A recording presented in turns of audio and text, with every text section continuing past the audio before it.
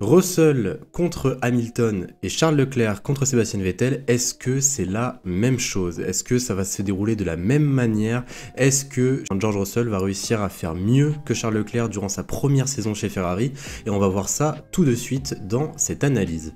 Alors, eh bien salut tout le monde, voilà, j'espère que vous allez bien, j'espère que vous êtes en forme. Aujourd'hui, on va voir un sujet qui reste quand même assez intéressant vu que on peut trouver pas mal de points communs et surtout aussi pas mal de différences entre deux pilotes. Je parle bien évidemment de Charles Leclerc et de George Russell. Alors, je vous ai préparé une petite vidéo avec 3 points qui sont extrêmement importants. Normalement, je vous les cite avant qu'on commence cette vidéo, mais on va les faire tout simplement un par un. Vous allez les découvrir avec moi, tout simplement.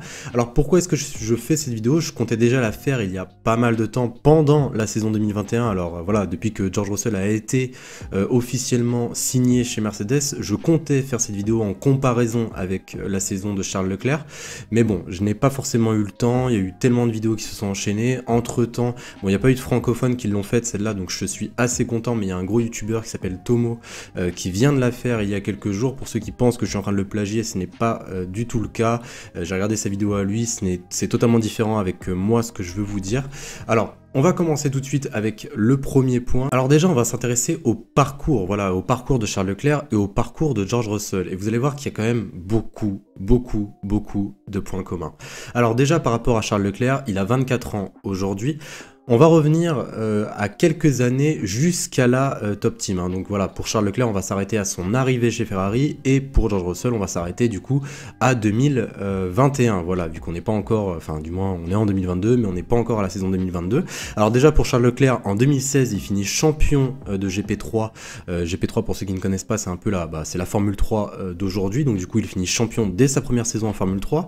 En 2017, il finit champion de Formule 2 avec Prema. Et d'ailleurs, il est largement en tête. En 2018, il fait sa première saison chez Alfa Romeo et il remporte quand même 39 points à la fin de cette première saison. Il se classe 13e au championnat du monde 2018. Par rapport à Russell maintenant, alors il faut savoir que Russell, voilà, il a un an d'écart avec Charles Leclerc. En 2017, juste un an après Charles Leclerc, il finit champion de Formule 3. En 2018, encore un an après Charles Leclerc, il finit champion de Formule 2 avec Art Grand Prix. Et en 2021, et c'est sa dernière saison avec Williams, j'ai pas compté les deux anciennes, mais parce que voilà, il n'y avait pas de points, il n'y avait rien qui se sont passés, la voiture n'était pas du tout compétitive. En tout cas, en 2021, avec Williams, George Russell, c'est 16 points, un podium et une 15e place au championnat du monde. Donc voilà pour le parcours de ces deux jeunes pilotes. Maintenant on va passer aux points communs et aux différences. Et vous allez voir qu'il y a beaucoup de rapports avec Sébastien Vettel et Lewis Hamilton. Alors je vais commencer directement par les différences, vu que il y en a beaucoup moins que les points communs, je vous le cache pas. En tout cas, par rapport aux différences, c'est tout d'abord l'expérience de George Russell avant la Top Team. Voilà, je remets un petit peu les choses dans le contexte. Charles Leclerc a fait seulement qu'une saison avant d'arriver chez Ferrari, et il faut que je vous rappelle quand même que Ferrari, à ce moment-là, c'était la deuxième meilleure écurie du plateau. Ils n'ont pas du tout les mêmes monoplaces, et au moment où George Russell arrivera chez Mercedes, ça sera une toute nouvelle réglementation, une toute nouvelle monoplace, une monoplace qui ne sera pas du tout pareille à piloter, qui aura beaucoup plus d'aéro, d'effets de sol, tout simplement, donc ça il faut le signaler. On passe directement aux points communs. Je vous avais dit qu'il n'y avait pas beaucoup de différences, mais vous allez voir les points communs, vous allez halluciner. Les deux, déjà, ça c'est un point commun qui est indéniable, les deux sont extrêmement talentueux, voilà, ça c'est moi qui l'ai rajouté, hein. C'est pas vraiment un point commun, mais c'est mon constat à moi. Les deux sont extrêmement talentueux. Les deux étaient destinés à aller chez Ferrari et chez Mercedes. Voilà, que ce soit Leclerc qui était dans l'académie Ferrari, ou même George Russell qui a été poussé toute sa carrière par Mercedes. Pour moi, les deux ont été tout simplement destinés à aller dans ces écuries. Les deux ont explosé leurs coéquipiers, que ce soit Leclerc avec Ericsson chez Alfa Romeo ou que ce soit Russell avec Nicolas Latifi chez Williams. En qualification, ce sont tous les deux des monstres, que ce soit du côté de Leclerc, même Carlos Sainz le dit lui-même, Leclerc est le meilleur pilote de la grille en qualif sur un tour, c'est le plus rapide qu'il ait jamais vu de sa carrière, et venant d'un mec comme Carlos Sainz qui est passé par plusieurs écuries, c'est pas forcément un compliment à prendre à la légère. Et au niveau de George Russell, Honnêtement, je vous apprends rien, il n'y a rien qu'à regarder les stats face à Latifi. Je crois que Latifi l'a battu une seule fois en qualif en 2 ans, je crois, si je dis pas de bêtises.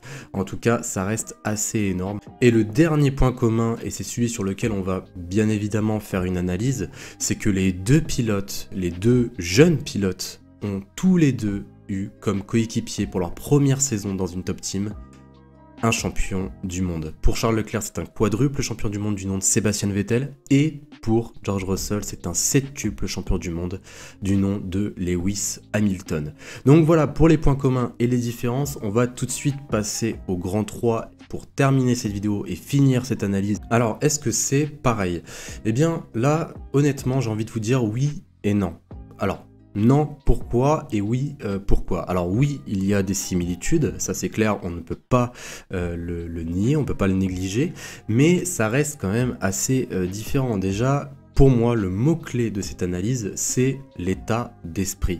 Pour moi, l'état d'esprit reste totalement différent. Du côté de George Russell et de Leclerc, l'état d'esprit est le même. Voilà, ce sont deux jeunes pilotes, ils ont envie de venir, de tout défoncer dans cette écurie, de devenir champion du monde avec leur top team respectif. Mais du côté de Lewis Hamilton et du côté de Sebastian Vettel, ça reste extrêmement différent. Déjà, quand Leclerc est arrivé chez Ferrari, Vettel avait déjà presque tout donné durant les années précédentes. Ça se voyait qu'il était assez fatigué de Ferrari. Son rêve était de devenir champion comme son idole Michael Schumacher, mais ça n'a pas pu être le cas malheureusement pour lui. Et il lui fallait un renouveau. Voilà, il fallait qu'il change Vettel. Et d'un autre côté, on a un Lewis Hamilton qui a tout raflé, voilà, littéralement, à part en 2016 où Nico Rosberg a obtenu son premier titre de champion du monde. À part cela, Lewis Hamilton a tout gagné de A à Z. Et même quand il perdait, là je reviens encore par rapport à 2016, même quand il perdait, il revenait encore 2 fois plus fort. Donc voilà, ce que je veux vous dire par là, c'est qu'il y a un état d'esprit qui est totalement différent. Personnellement, Leclerc, qui a battu Vettel en 2019, ça ne me choquera pas du tout. Moi, ce qui me choquerait, c'est de voir Russell battre Lewis Hamilton en 2022, puisque voilà, Lewis Hamilton, c'est un pilote qu'on connaît tous. Quand il perd, c'est un monstre, il revient, c'est un tueur, littéralement.